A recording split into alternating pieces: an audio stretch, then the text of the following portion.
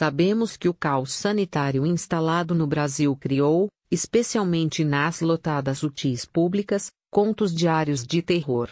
Mas um dos efeitos da ausência de lockdown, combinado com o pouco auxílio emergencial e o forte incentivo de nomes como Bolsonaro a aglomerações, vem sendo ainda pouco observado: as mortes por procedimentos mal-sucedidos realizados por técnicos, médicos, enfermeiros. Não é culpa desses profissionais. É antes de tudo resultado da ausência de um plano nacional de combate ao coronavírus, exigindo o chamado de gente sem a experiência adequada para trabalhar em UTIs superlotadas. De fevereiro de 2020 até janeiro de 2021, 21.401 leitos de UTI dedicados exclusivamente ao atendimento de pacientes da Covid-19 foram abertos em hospitais públicos e privados em todo o Brasil. Para dar conta desses milhares de leitos, vários projetos e programas de contratação emergencial de profissionais de saúde foram criados, a exemplo do Brasil Conta Comigo, do governo federal, o mesmo que, após provocar o fim da parceria com médicos cubanos no país em 2019, reincorporou, ano passado, 1.012 deles por conta da pandemia.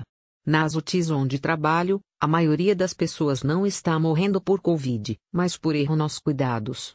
Não é só médico recém-formado, mas enfermeiros, técnicos inexperientes, pessoas sem a mínima noção do que é um paciente grave, que não sabe ver quando a ventilação mecânica está desconectada, por exemplo.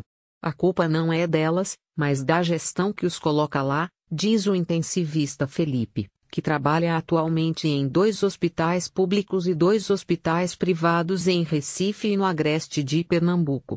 É comum, por exemplo, a presença de médicos que não sabem intubar ou realizar drenagem torácica nos pacientes com pneumotórax, ar acumulado que causa pressão nos pulmões, comum em pacientes mais graves com Covid-19.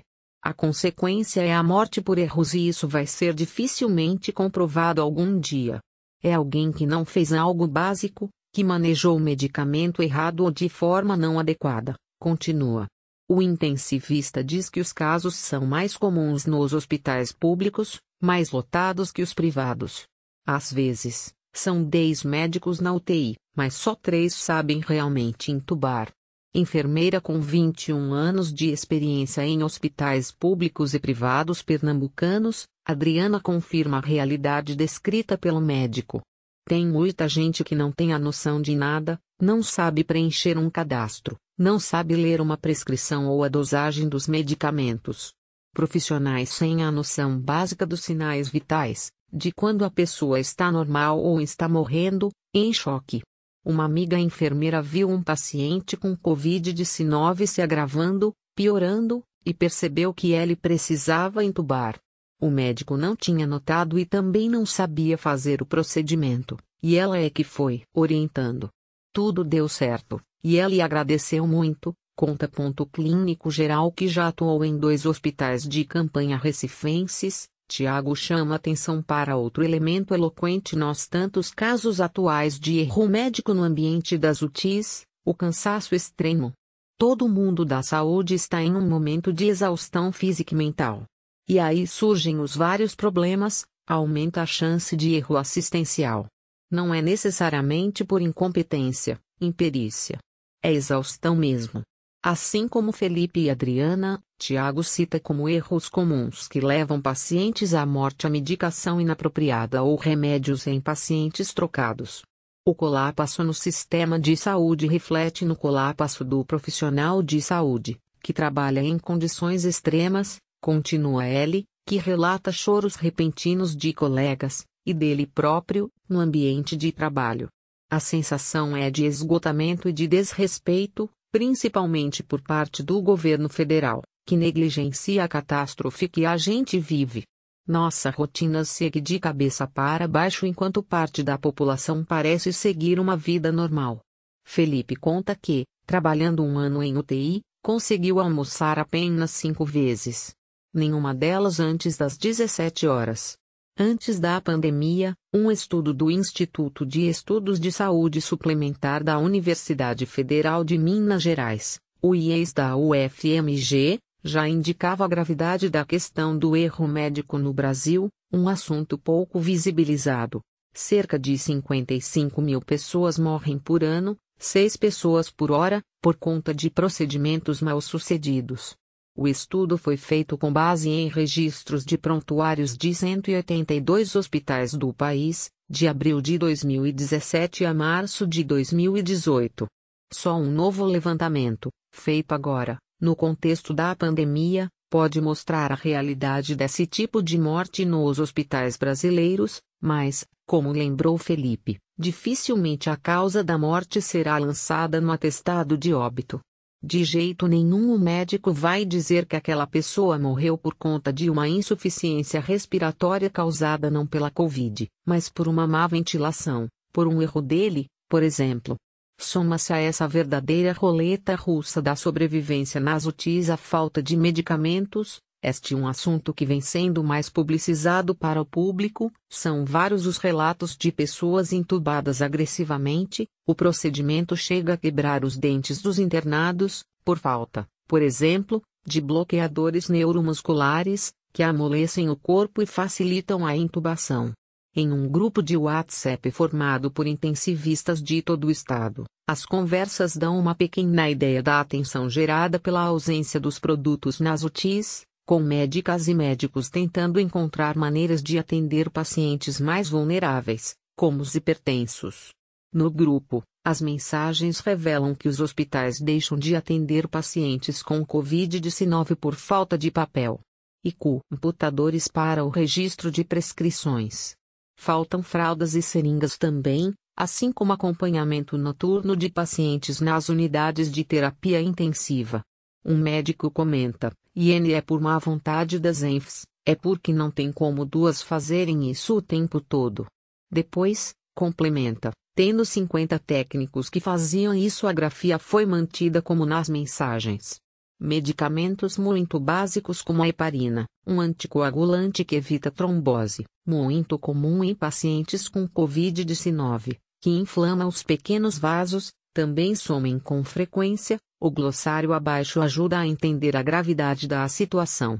Glossário BNM, bloqueador neuromuscular, medicação usada para paralisar músculos do paciente, deixá-los flácidos para a intubação. Não é de melhor escolha, porque não serve para a intubação de sequência rápida, demora mais de 2 minutos para fazer efeito. A de sequência rápida é uma intervenção que você dá ao sedativo, bloqueia o paciente e faz intubação em menos de 1 minuto. Se você não a faz, o paciente tem de ser ventilado com ambu, a máscara acionada por um balão. Se você não espera o bloqueador fazer o efeito, faz intubação agressiva mesmo, em que se quebra dentes dos pacientes. Item, tracúrio, basilato de atracúrio, um tipo de medicação usada na intubação, não é tão adequada e tem consideráveis níveis de efeitos colaterais. IOT, intubação orotraqueal, procedimento usando quando o paciente está em coma ou insuficiência respiratória ou lesão de via aérea. NORA, sigla para noradrenalina, medicação essencial que faz com que aumente a pressão do paciente ao apertar seus vasos sanguíneos.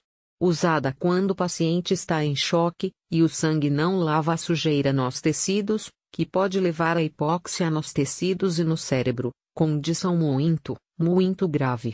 Medicação em bomba de infusão contínua, máquinas que controlam a vazão do medicamento ou soro que está no paciente com sonda. PCT, paciente. Aprazamento de medicamentos, função administrativa no hospital que consiste em solicitar medicamentos para uso no dia a dia. Geralmente, é feito por enfermeiros e bastante vigiado.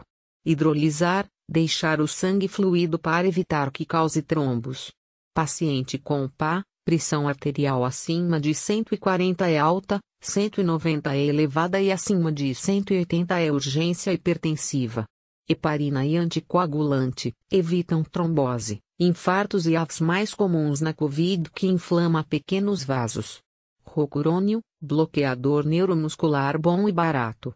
Bom para ataques de asma. Lista de medicamentos essenciais da OMS. Não que nora ou heparina possam faltar. Faltar isso é absurdo. É uma fita para amarrar o tubo na boca do paciente. Gasometria, exame que mede o quanto tem de oxigênio e gás carbônico no sangue do paciente, além do pH. Soro de 100 ml, padrão para diluir medicamento. O interessante é que muitas vezes o fornecedor é um só, mas os medicamentos faltam apenas para o setor público, e não para os hospitais privados, diz Adriana, que vê falta de transparência por parte dos últimos em relação, por exemplo, a informações como a lotação das UTIs. Desde o agravamento da pandemia no país, os hospitais privados mostraram-se pouco receptivos à ideia de ceder leitos para o setor público. Os pacientes Covid têm uma margem de contribuição muito menor, muito ruim, disse, em entrevista à Folha, Cláudio Lotenberg, do Instituto Coalizão Saúde e o Conselho da Sociedade Beneficente Israelita Albert Einstein. No final de março, o Senado aprovou o PL 1010/2021, que cria o programa Pró-Leitos. Nele, é previsto o incentivo a pessoas jurídicas que usarem recursos próprios para a contratação de leitos de UTI da rede privada para uso do SUS. O presidente Jair Bolsonaro tem até o dia 26 deste mês para sancionar ou não a proposta. A Associação Nacional de Hospitais Privados, ANAP, de fato, atuou de forma contrária às requisições de leitos. Em nota para a coluna, alega que a estratégia trazia risco de desorganização para o sistema suplementar e defendeu que cada caso fosse resolvido no diálogo.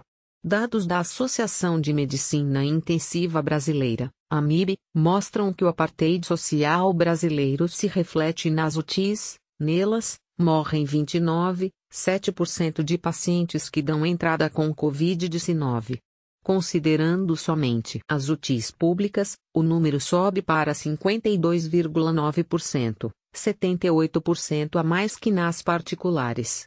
Assédio e silenciamento. Os profissionais de saúde entrevistados aqui pediram para não serem identificados com seus nomes verdadeiros por medo de retaliações. Todos já foram constrangidos pelas chefias ou ex-chefias. Tiago, que postou sobre os problemas em UTI pela qual passou, foi chamado até a sala da diretoria. Queriam saber por que eu estava postando sobre as questões do hospital. Felipe concedeu entrevista a um jornal pernambucano falando sobre os problemas de desabastecimento de remédios nos hospitais estaduais, mas a matéria foi barrada pela direção da empresa. A jornalista que o entrevistou informou que o conteúdo causaria desconforto no âmbito do governo do estado. Essa interdição veio na rasteira de uma matéria no G1, publicada em 8 de abril, na qual lemos a respeito de pacientes intubados acordando por falta de sedativos. No texto, o médico intensivista Arthur Milache, coordenador da UTI Covid do Hospital Eduardo Campos da Pessoa Idosa e médico diarista do Hospital de Referência Unidade Boa Viagem Covid-19, ambos no Recife, conta que os hospitais chegam a levar de 48 a 72 horas para conseguir novas remessas de drogas. A exposição do problema desagradou. Os dois médicos ouvidos pela coluna dizem que alguns dos colegas presentes na matéria foram posteriormente interpelados pelas direções dos hospitais. Desde que passou a externar seu descontentamento com as gestões das UTIs, Felipe também passou a ser assediado. Pedem silêncio, dizem para você só se comunicar no privado, que você tem que jogar em equipe. Quem não pensa assim pode acabar ficando de fora.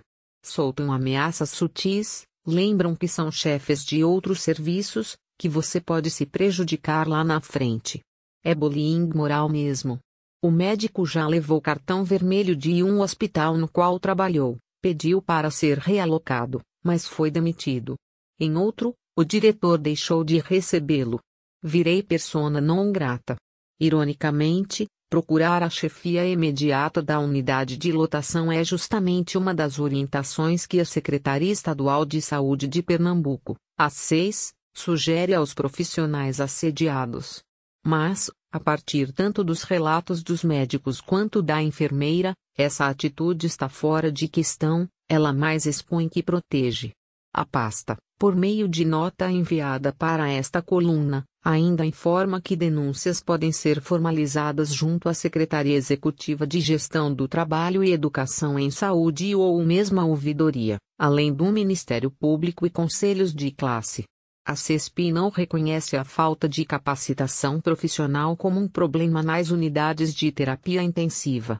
Do início da pandemia até agora, 9.862 vagas foram abertas em Pernambuco para profissionais de saúde. Destas, 336 foram para médicos intensivistas.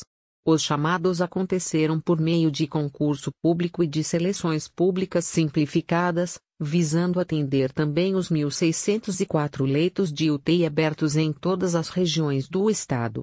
Assim, na contabilidade, são quase 5 leitos para cada médico e médica intensivista, 4,77. Mas, segundo a Secretaria, todos os profissionais obedecem a recomendações da Associação de Medicina Intensiva Brasileira, AMIB, que atualmente flexibiliza as exigências legais com relação às qualificações médicas no intuito de garantir a assistência e especificamente nesse cenário de pandemia. Informa ainda que os profissionais novos são supervisionados por médicos especialistas, que seguem o protocolo de manejo clínico do paciente com Covid-19. A partir não só dos profissionais ouvidos aqui, mas também das conversas no grupo de WhatsApp, fica claro que estas medidas não são suficientes para evitar os tantos erros nas UTIs, e a raiz de todos eles começa lá fora, onde vemos um chefe de Estado sem máscara, feliz da vida e se aglomerando em meio a dezenas de pessoas. A maioria delas, caso se contamine e desenvolva gravemente a Covid-19, vai para uma UTI pública. Não.